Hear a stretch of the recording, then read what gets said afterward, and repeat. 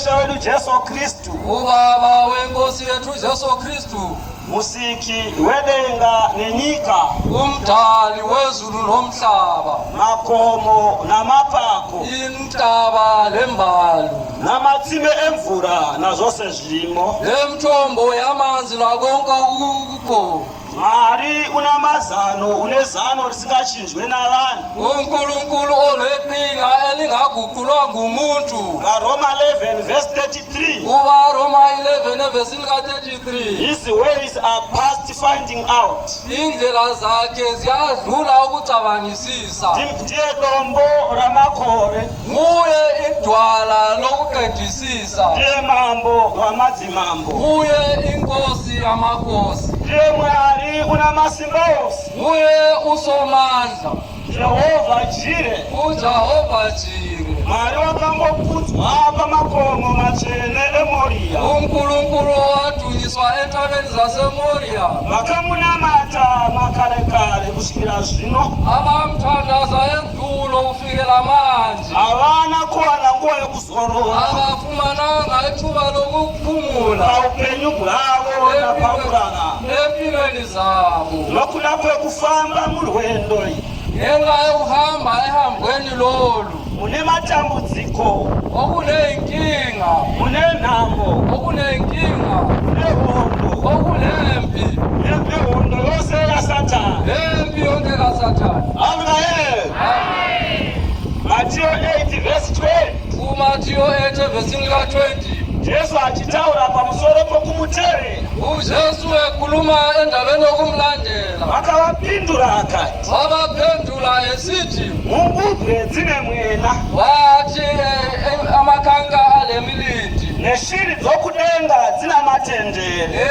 enyoni zinezidleke asi mwanakomana womunhu phepha indodana yomuntu ayilandawo engabeka ikhanda layo haana paangatsamidza musoro wake akala lapha angafaka ikhanda layo tauya panapa kuti Jesu aone pokutsamidza musoro wake size kule indawo ukuba uNkulunkulu afake ikhanda layo tauya panapa kuti mwanakomana waMwari aone pokugara size kule indawo ukuba indodana yakhe ithole Zakazarwa 3 verse 20 isambulo 3 verse 20 tarira ndimire pamukova ndichigogora eka kinesangweni yakokotha hanina runozarura mukova lola lovula isango ndichapinda maari ngizangena kuye lorayira naye ngihlale laye unokunda ozanqoba ndichamuitira chinhu ngizamenzela lokhu kuti ndigare naye kurudyi rwababa vake ngihlale laye kwasokunene sikaNkulunkulu senindakakunda ndikagara kurudyi rwababa vake engani nganqoba ngahlala ngasokunene sikababa pane mubayiro uripo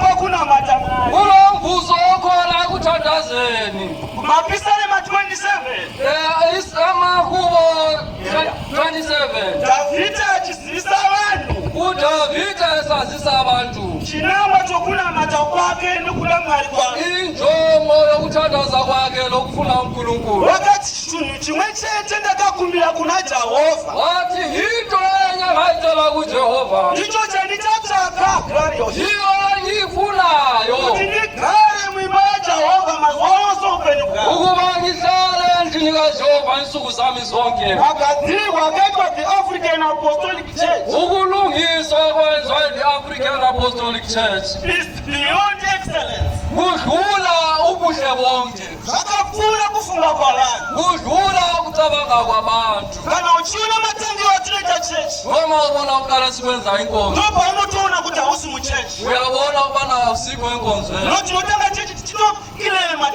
May 1960 ngoba siqala ngokuklema 10 May 1960 wakatumwa wakapiwa simba rokuchinja zvinhu nomunamai owathunywayo wanikezwa amandla okuyiguqula izinto ngomthandazo panemwe nguva wakatumwa akatidzisa kuti dziyo dzamunoipa ngesinye isikhathi othunywayo wasifundisa uba amaculo esiwaculayo minamato yakaiswa murwiyo imithandazo yafakwa emaculweni kuti zive nesimba ukuba kube namandla chino chinotanga kuti ishe dzaurana muno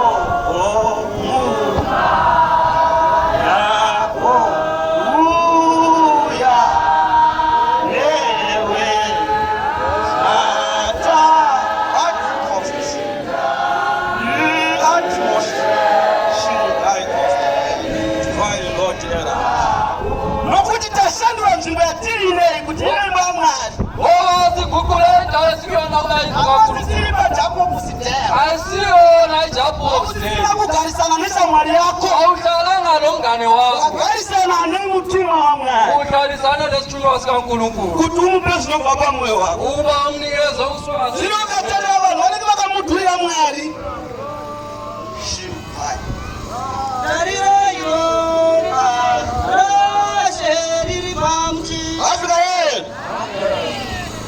zvatongana kudai unotiona panikupa kuti wakatomudhurira mwari uyabona ukubana phambi kwaNkulunkulu asi waimba kuti taungana muno mumba yako mawusithi usesibuthene endlini yakho amusi mumba momunhu asiyo indlu yomuntu african apostolic church ayisiyemunhu i-African Apostolic Church asiyo personal property. haleluya tashandura nzvimbo ineyi sesiguqulele indawo kuti ive imba yamwari ukuba ibe yindlu kaNkulunkulu. ukacherechedza dhavhidha wakanga apiwa ona namwari ndingabhekisisa uDavida wayebusiswe nguNkulunkulu yokuvaka ukubana ayakhe imba yamwari indlu kaNkulunkulu asi haana kuzotenderwa kuivaka kepha akasavunyelwanga uba ayakhe. mukacherechedza mwana wake wakazotenderwa kuivaka ndingabhekisisa indodana yakhe apedza avunyelwa kuvaka imba namashoko akataura uthe eqedile uyakha akati mungati mwari ungagara muimba yakavakwa namaoko here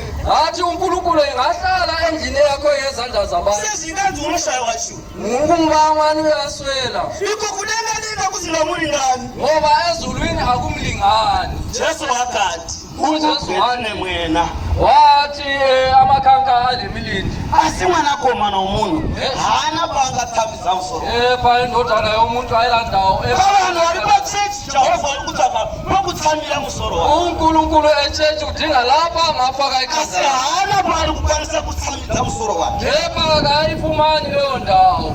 amen Amen.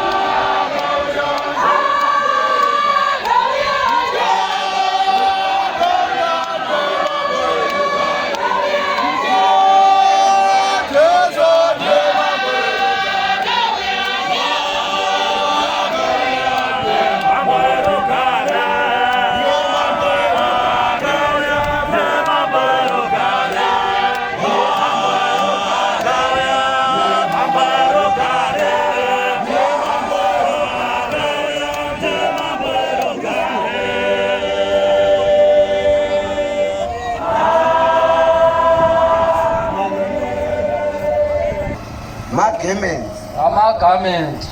Ndikaripfeka ndakamira panapa. Ngilibhokile ngime lana. Zvanonzwa munyama yangu. Enguzwa ngasenyameni yami. Ndikatarira mumwe ndoona ari yemutadzi.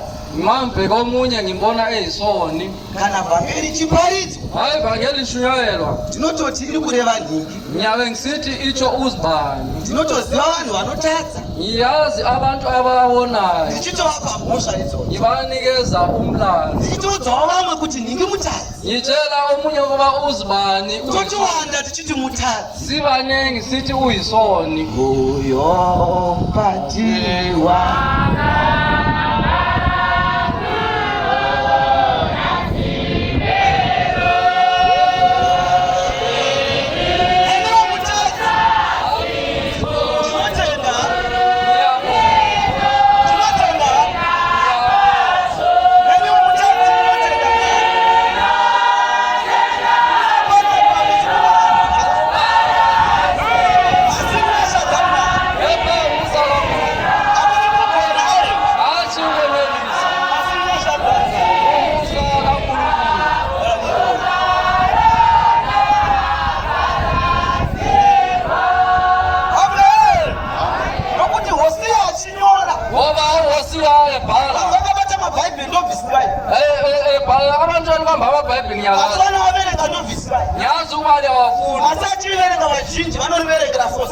Ngabefunda likufundela abanye. Ndichiyele vhangeri panapa ngaita ngeandiparidza.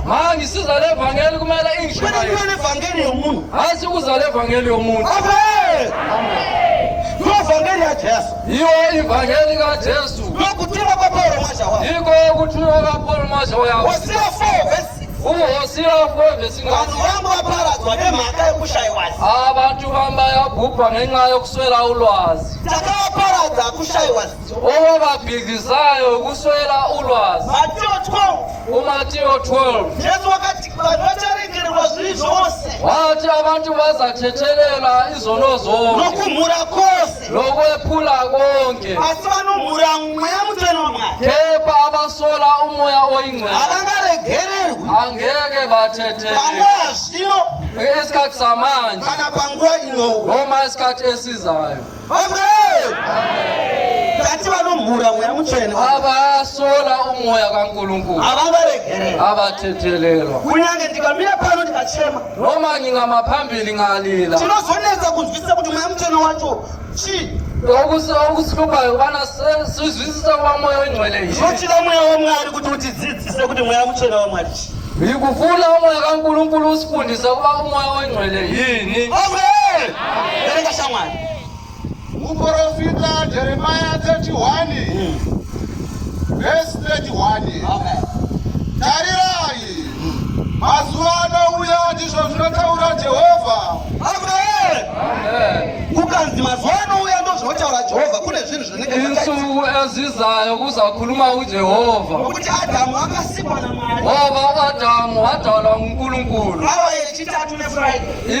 Ihola lesithathu kungolwesihlanu. Akarayirwa naMwari Wasegcinwa nguNkulunkulu kuti musadya muti wokuziva wathi lingadli isihlahla sokwazi zvakanaka nezvakaipa. okuhle lokubi. Asi nokuti vaida kuziva, Ngoba wayefuna ukwazi. vakaona mukadzi wake wadya muti, Ebone unkosikazi wakhe sedle leso sihlahla. vakautora vakadya. Wasithatha wasesidla. Ndobva ndati kuda kuziva vakatiparira. Ngase sithi ukufuna ukwazi sokusenzele ingozi. Kuda kuziva ndokwarasha vanhu. Ukufuna ukwazi sokulahle abantu. Asi Adamu adya muti, uAdamu esedle leso sithelo akadzingwa mumunda. waqothwa ensimini. Adzingwa mumunda wakaenda kucave of treasure.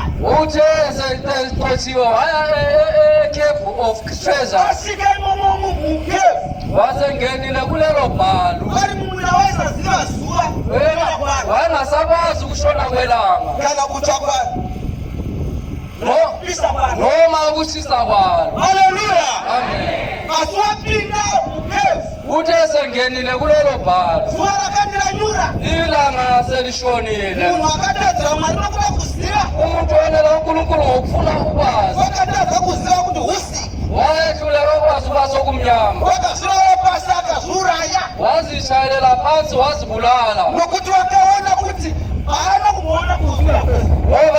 babonanga kushona kwelanga chabaza vanhu vakawanda kuda kuziva okubhidlize abantu abaningi kufuna ulwazi nokubvunza najesu wacho lokuvunza ujesu wakhona nokubvunza nowakatumwa wacho ukuthi ukubuza owathunywayo wakhona nokumuzivira wakatumwa wacho lokumazela owathunywayo wakhona nokumudzidzisa wakatumwa wacho lokufundisa owathunywayo wakhona zvinotava chirayiro chakabva kudenga nowakatumwa wacho size esidlweni esibuye ezulwini ngowathunywayo kuti titigamuchire mukutuma kwapauro mazhava ukuba sisiyamukele ekuthunyweni kwaPaul mazwayo yaAfrika kutadza kwaadhamu ndoko kwaunza sungano iyi yatamu ngoba kona kwaAdamu yikho kwenze lesi sivumelwano esikusona ndoko kwaunza izvi zvatama zviri yikho kwenzele kule nto esikuyona vanhu manje vakagara pasama havasi kuteerera vhangeri kuti vanoziva abanye abamamelanga ivangeli ngoba bayazi vanhu havateereri kwavanobva nokuti vanoziva abantu abalandeli ababuya khona ngoba bayazi vanhu vari kuvengana nokuti vanoziva abantu bayazondana ngoba bayazi vanhu vari kutukana nokuti vanoziva abantu bayathukana ngoba bayazi asi vakabvisa kuziva kepha lingasusa ulwazi kwenyama vakaisa kuziva kwamwari lingasusa ukwazi kwenyama lifaka ukwazi komoya vanapa vanova ropa rajesu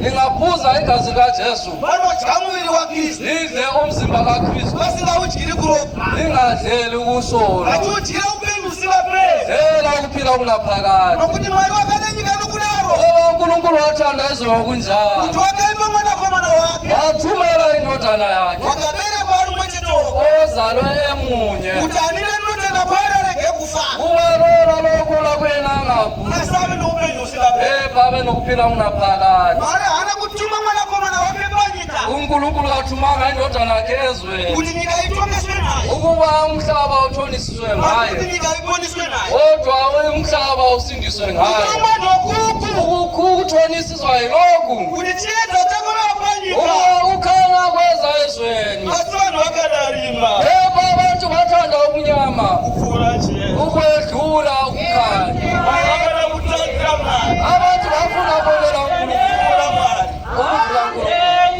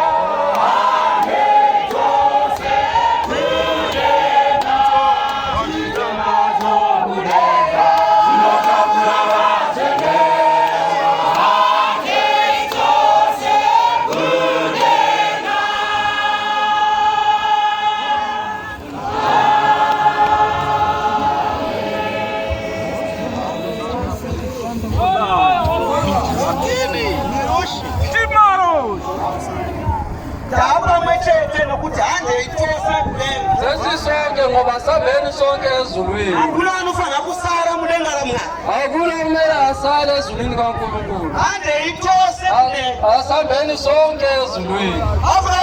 Amen. Lokuti Mwari wakadanyika. Ngoba uNkulunkulu uthande umhlaba. Nokudaro kuti. Ngokunjalo Wakaipa mwanakomana wake. wanikela ngendodana yakhe. Kuti ani nani. Kuti ani nani. Anotenda paani. Okholwa kuye Arege kufa. angafi. Ukambenge kwa bimbiswa Adamu. Yekho kwawumele uAdamu Kuti musi wonjadwa muchero uchafa. uba mawudlela esi sithelo zakho Sokone minduwo. eba uzosuze nempendulo. Kuti ani nani unotenda kuna Jesu. Ukholwa lokholwa kuJesu Arege kufa. angafi. Asawe noupenyu. Eba wena uphila unaphakade. Tiende kudenga tose. Ezulwini sonke Tirurame tose. ilunge sonke Tikwanire Mwari tose. fanele uNkulunkulu sonke. Nokuti kune sungano yakaunzwa nokutadza. Ngoba kulesivumelwano sebuya lesono. Kutadza kwacho kwaiva kuda kuziva. Ukuwela kwabuya lokwazi. Asi kuziva kwacho hatina kuzokuona. Kodwa ukwazi azange sikufumane. Nokuti vakaseti vodzokera zvekune Mwari. Ngoba babuyela njalo kuNkulunkulu. Vadyira muti kuti vazive. Sebedle isithelo bana babekwazi. Votsvaka zveMwari kuti avarwire. Badinga uNkulunkulu abalwele. Votora mbudzi kuti vanobayira. Bathetha imvu kubana Kuti babambile. Mwari avanzwire dzidziso. uNkulunkulu abathethelele. Ndivo vanhu vokuziva vanhu. Abo abantu bokwazi. Kana tikabvisa kuziva tinoenda kudenga. Singasusa ulwazi siza ezulwini. Nokuti kuziva ndiko kwakaparadzira Adamu. Ngoba ukwazi kwabhidlizisa uAdamu. Ukateeresa kuziva ndiko kwakadonhedzera veSatani kule. Njalo ukwazi kwawisa uSathane ezulwini. Ndaiverenga bhuku yaLuka. Ngangifunda incwadi kaLuka. Jesu akatuma vadzidzi vake makumi manomwe uLuka 10 uJesu efunda ethuma isifundi zakhe kunoparidza nokuporesa. ukubana bayoshumayela lokusindisa. Vachidzoka neripoti Babuya lempendulo vakati vakomana kunyange mwega bathi madoda noma ilemoya emibi yaibuda. ibiphuma.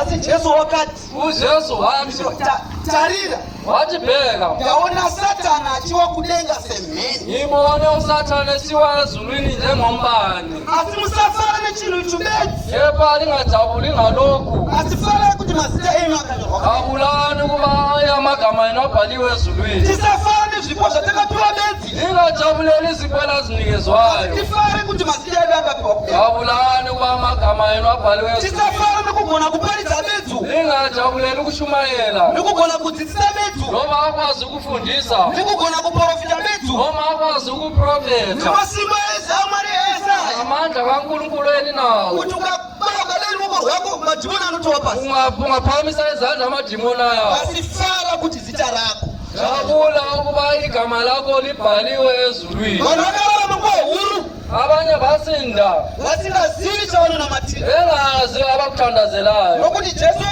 Paul unoti Ngoba uPauli uthi tuvakonde vavhese 18 kuVakorinte 5:7 kana munhu amuna Kristu Jesu umuntu esekuKristu Jesu chisikwa chitsva seyisidalwa zvinhu esitsha zvakare zvapfuura. owendulo sokwedlule. So wai munhu achizoita wese amuna Kristu. Kwenzakala kanjani ukubana umuntu bawese sekuKristu? Wai munhu achizowedzera kutadza kunamata. Umuntu wengeza kanjani ukubona esethandaza? Wai munhu vanhu vanomadoro vachimwa pamukombe umwe chete Ngakungani abaphuza utshwala baphuza vachivinga igezeni bhodho rimwe chete bepheka embizeni asi vanonamata vasingadaro. phepha abathandaza bengayenzi lokho. Tati chakawisa dambudziko ratiri mariri Zithe okulethe uhlupho esikulona Mwari achakwedza kuomesera Abrahamu uNkulunkulu afuna ukumisela uAbrahamu. kana baba vako Adamu.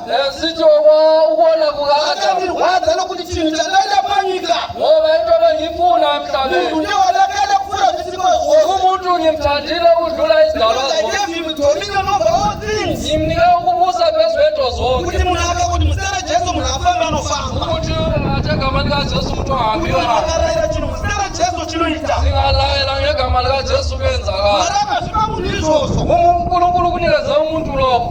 Mwari wakati kuna Abrahamu uNkulunkulu watsho abereka bedzi Isaka bedzi esezale uIsaka akamuti Abrahamu wathi Abrahama, kutora mwana komana wakonumita chibayiro kugumure Moriya. thatha indodana yakho menze ebe umhlatshelo eMoriya. Wani wani. Yena le ndodana yakho Abraham nokuziva kuti yaiye paumai. Abrahama azoba le ndaba Asi waida Mwari mulungu uya. epha le ndoda ibithanda uNkulunkulu. Wakaziva kuti ndikaudza mbuya Sara Wathi ngazi ngatshela unkosikazi uSara akwenda uchatofamba. angeke ngahamba. Zvimwe zvinhu ukazviudza mbuya Sara Ezinye izinto ngatshela uSara chechi inofa. ichechi ngafa. Amen.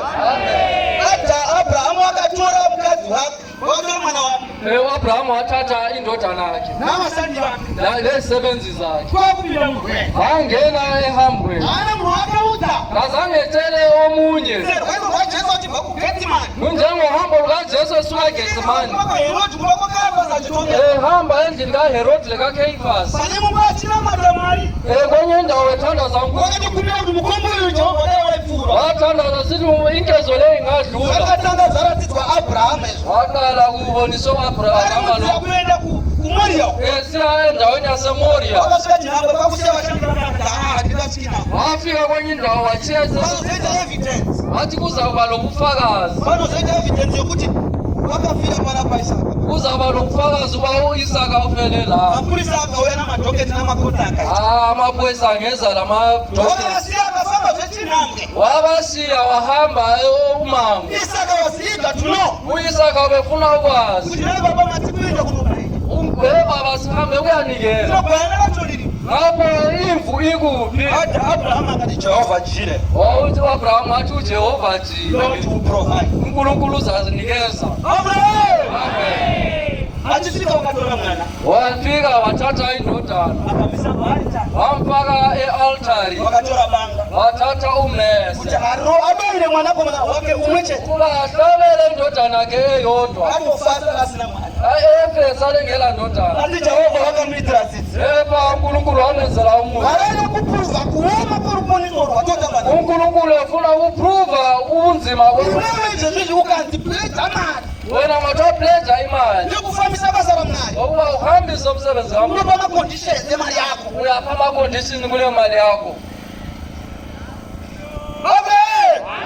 Ngatichoda kuenda kulenga kuna Mwari. Sifuna ukuya ezulwini kuNkulunkulu. Zvakaparadza vakatanga kuda kuziva. Okwabhikisa abendulo kufuna ukwazi. Vakada kubvunza zvese zvese. Befuna ukubuza yonke into. Kulenga mwanakomana wangu vaimubvunza mibvunzo nazo. Noma indodana yomuntu babembuza imibuzo eminingi. Vachitumana kuti iwe ndinobvunza. Hamba uyobuzza. Chimbonobvunza wava ndakabvunza ndizvo. Ya uhamba ubuza lami ngibuzile izona. Vachibvunza mibvunzo yeupenzi kuda kukonesa basa raMwari. Ebuza into zokuhlanya Vachivana mareasons eupenzi kuda kukonesa basa raMwari. kuya lokuhlanya ukuba bemise lo msebenzi. Hallelujah. Werenga tema.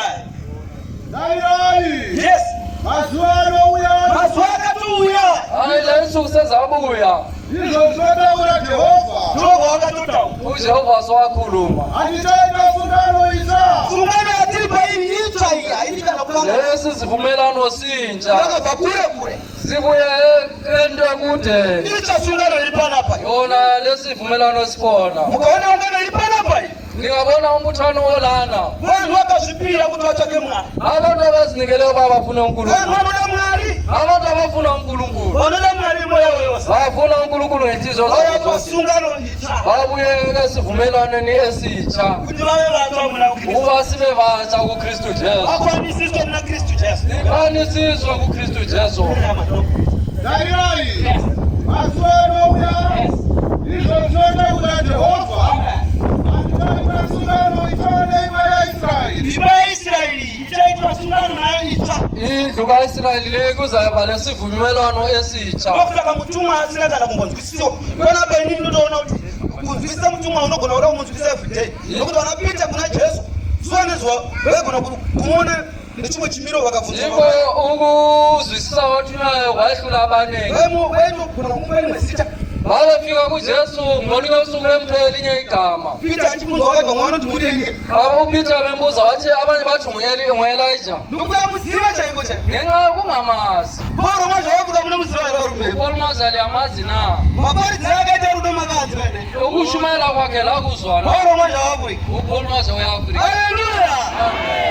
Tinomuda Pauro mazva vakuda. Siyamthanda uPaul Mwazi wawe. We love mutumwa wa Mwari. Siyamthanda uPaul Mwazi wawe. Tinoda mutumwa wa Mwari kuchanyika chikuma. Siyamthanda uPaul Mwazi wa Afrika mhlaba uzowushaya. Jesu unoshambisa panyika yape. Yena uJesu mangaza ezweni labaphilayo. Wakazvindu kupisa akagara nesu. Owazi yehlisayo wahlala phakathi. Wakamuzarira wakatumwa uyu. Abavulelwa wathunywayo. Kunyangwe pamwe takangoma chino unoradziwa chiramba kuswedera pedyo nomutumwa so.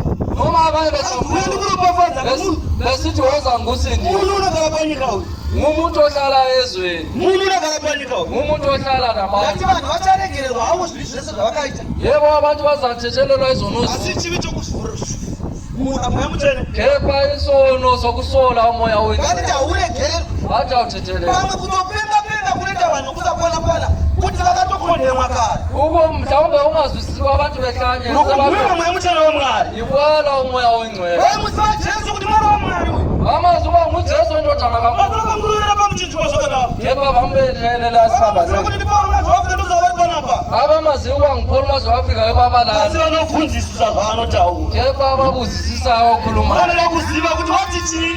bakuza ukuba utheni Ivapo ngubani wayekhona sei wakadaro wakhulumelani lokhu wakura. sekhulile. Haleluya. Amen. Mweya mutsvene waMwari unokura. Umoya wengcwele uyakhula na. Jehovha unochembera here. Jehova uyaguga na. Anani Mwari unochembera nokabhari. Maya uNkulunkulu ogugayo ngokabhali. Wakudenga hachemberi. Owasezulwini kagugi Nokufeta hafeti. njalo kafethi. Ndimwari unogara nokusvika pera. uNkulunkulu ona phakathi. Jehovha akanga aripo. uNkulunkulu okhona Aripo. okhona Achazova. lo uza kuba khona. Kunyange ndavanokurisana kuti kana tikaita theology kusvika kuti Noma ngaze ngibale kanjani itheology handi unokuzivira Paul Mwazi. angeke ngazela uPaul Iwo Mwazi. unobva kuti wakadzimira vana vamayunivhesiti uye muzomubatsira nemadigiri ephysics ere. Wathi wabhalela abantwana basemayunivesithi Neudokotera. uzamsiza ngephysics noma udokotela. anomobata kucheka matumba ake. Umuntu ozwa inyuma bayamsiza baphelele na. Vakane knowledge vakaita 12 years. Baba lokwazi kwe-12 years Nokuziva ukwazi vakavashika. balahleka Nokuziva ukwazi vakabvisa mutumwa waMwari. balahla wathunwayo. Haleluya.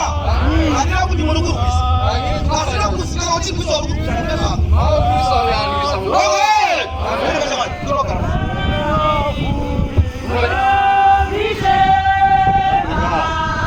Afrika yedu penguwa wape Karirai mazuva anouya izvo zvinotaura Jehovha. Hatichaita sungano itsva neimba yaIsraeri. Zvinoti Jehovha, sina kuti Jehovha tafuta mwana. Kutongoti Jehovha. Ndakaverenga mabhuku. sesidlala ngoJehova ngafunda Vaiti inyika vanoti canonization yokubhuka mabhuku aya. okuthiwa yi-canonization. Mabhuku aya inyorwa patu. Omunye wayebhala ele Inyorwa papepa.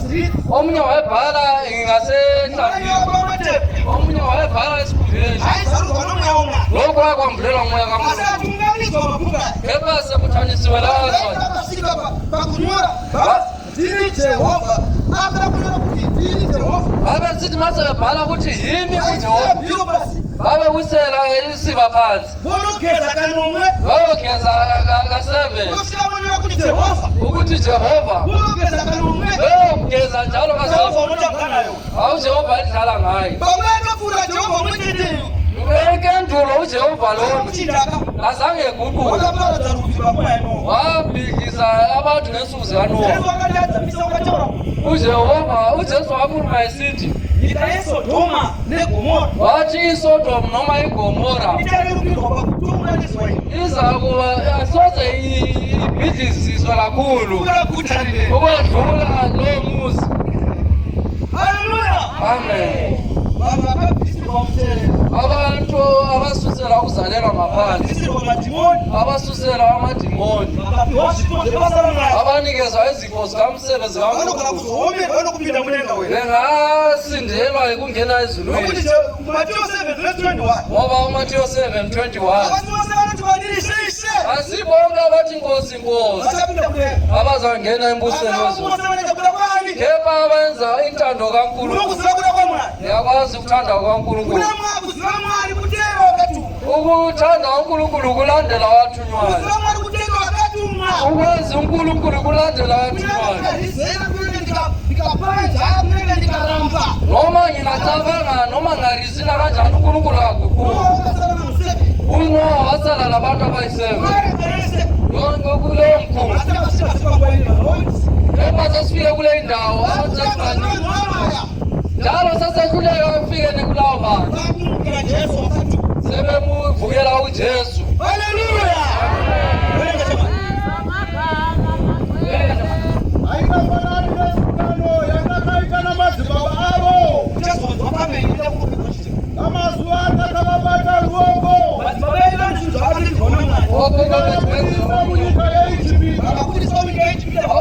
Wakhutshwa ngaseGibhithe. Akaputa sungano yangu hiyo. Wathwa amanzi aba yimiduli. Abantu bayama amanzi.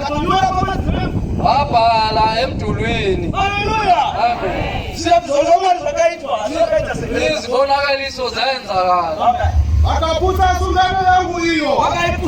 Wayibhikisa leso sivumelano. Unyangwe ndakanganiri murume kwari. Uma kayindoda kubona.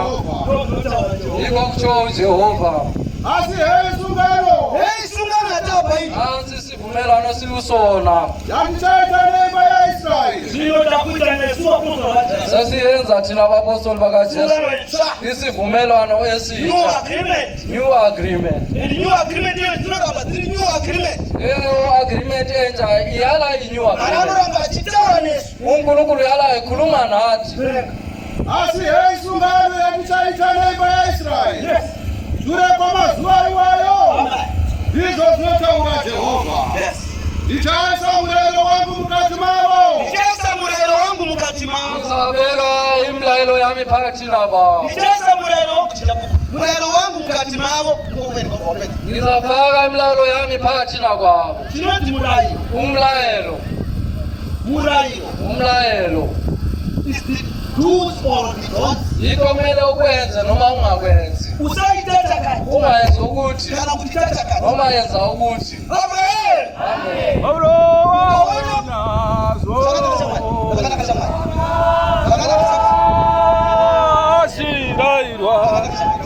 Afrika. Amen.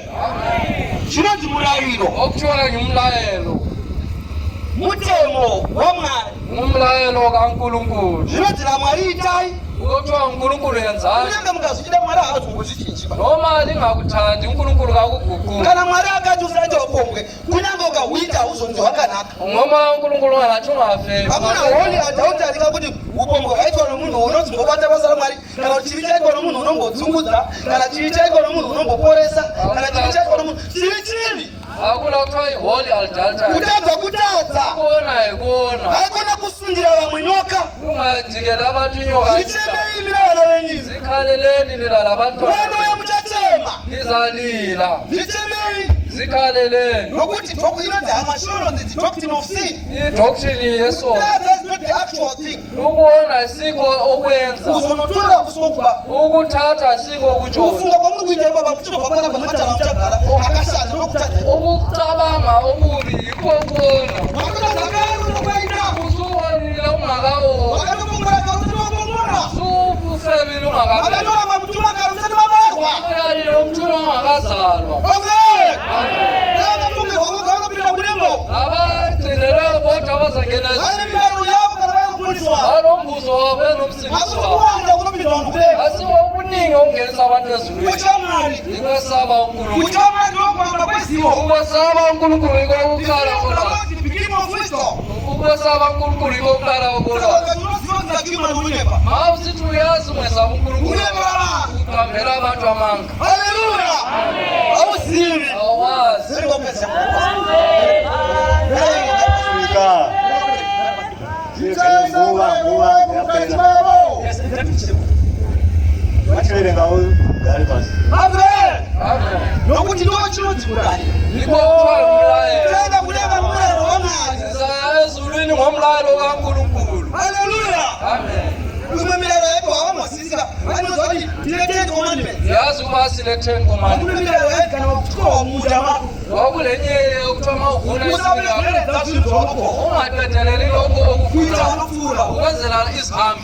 Haleluya. Amen. Njalo yayipho abantu. Iyo imiyalelo enikezwa abantu uNkulunkulu. Sabona fuka usumula ngulayo. Ocabanga ukuthi asimlayelo ngumlayelo.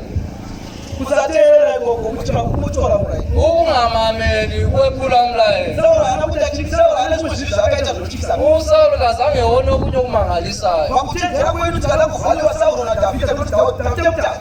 Masi mabhekisisa uSawuli loDavida singathi uDavida ayisona. Asigoda marathi valiwa kwa Sawulo isinifu. uNkulunkulu yabona uSawuli wabona Chitaka kwa Sawulo esona esikhulu. Chitaka kwa Sawulo kunani? uSawuli kazange emamele. Anakuita zima anakuita kwa girlfriend. Kazange ebe nama-girlfriend. Anakuita uongo. Kazange yenze ububi. Anakukuta zakaiba. Kazange yenze ububi. Haleluya. Amen.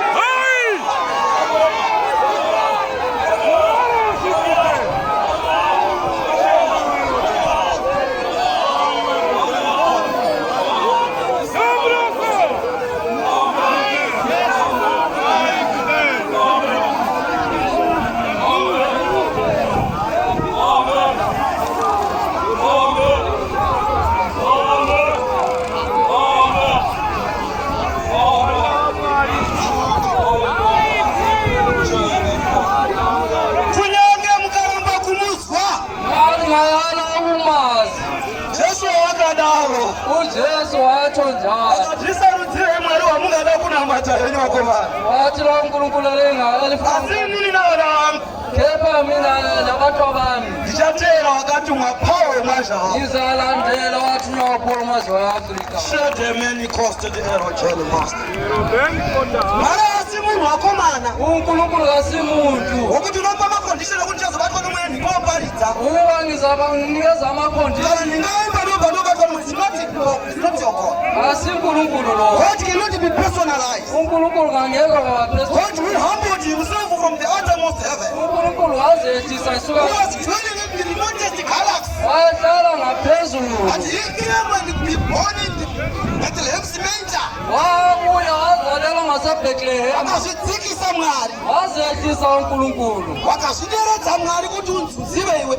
wazehlisa ukuba usindise Vanhu havazivi kufamba kwaMwari pakati pavo. abantu abazi kuhamba kwankulunkulu phathi Vanofunga kuti experience dzapanyika dzinovapinza kudenga. bathi abangoba yi-experience Vanofunga kuti kuziva kwapanyika shima.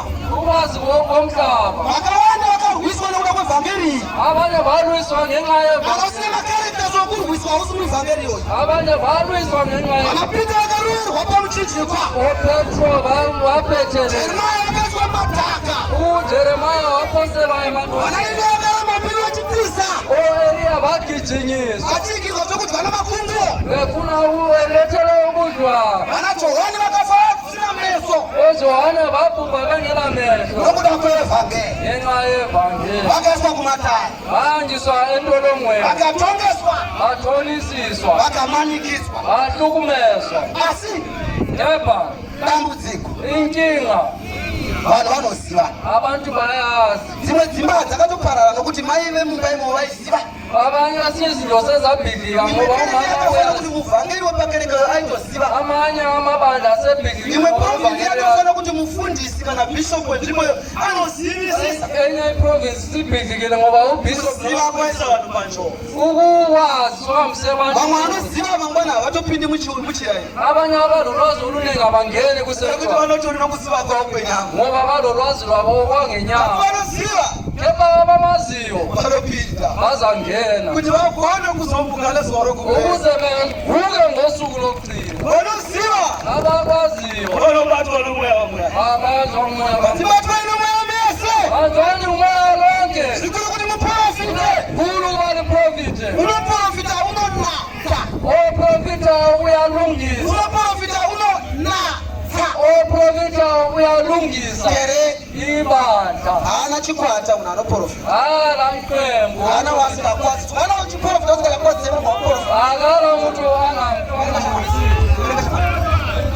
Petro 1 verse 10. Kuti Nakabeterwa kudai ukaona uchiti uri muprofita uchitobva pari unoteura vanhu panapa. Kune vanhu vasingakwadzi kudai. uthi umprofita ungabulisa abanye Sorry you. ngirosisi Jesu akati kana muchikwadzisana nokudai bedzi. mali ibulisana ngokuthi Masiyane inaheteni. lihlukana njani labaselizweni Kana muchidai nokudai bedzi. mali ithandayo ababalithandayo Unombero wenyu. lilomvuzo wani Chinhu chakandimanikidza pane mumwe chidira vangere kuti mungaporwa madhokota baba vangu vasa. into yankhathazayo baba Pane ese nhoroondo dzokuti vakaona nhiki nezvakadai nezvakadai. kuthiwa wabulawa ngusibani lozibani Ndakavata ndichifunganya. inyi lokhe ngikhathazekile Ndaiti ndokuvata ndoisa mamisiki yokutumwa kapauro mazhavasa. ngangitshaya imusic yathunywa kaPaul mazwi Ndakanzwa mutumwa achiti yezo wathunywa esithi idai vavengi venyu thandani izitha zenu ropafadzai vanokutambudzai. busisani abalihlukumezayo Ropafadzai musatuka. busisani lingathuki Vari kudaro apa. abayenza njalo lana Amen. Vanhu varakunwa kuti munhu akanzi mupostori wajesu haatani. abantu bacanga ukuthi umuntu engathiwa umpostoli kajesu asaoni Anoitwa pafront page so. imisteki yompostoli kajesu ifaka ku-front page Kuita kuti asingatadzunewa. wenza mani lalowo kangaoni Achibva pamusocial media achitokomenda zvake. ebesesiya ku-social media Achitora zvinhu zvaongororwa navatumwa zvaendwa nazvo. besethatha lokhu Vagara pasi voita zvimatare. bese behlala phansi benza Ongorora kuti uyu uri kudire kati uri kudira pajesu. bese bebhekisisa abana lo usehlangothini Kudire mutumwa Pauro mwazvavavo. thina sehlangothini lo wathunywa uPaul mazwi Afrika Verenga. Indawo page Ruboneso urwo. Yes. Wakafundisiswa nokundlekwa kwazo. Vamwe vatodawo nokufika pangwati. Abanye babefundisisa ukufika kulesikhathi esikusona. Abaprofita. Aporofita vakatadza kuzvisaurirwa. Abaprofeti babambulela. Zenyasha dzavakazoitirwa ivi. Yes.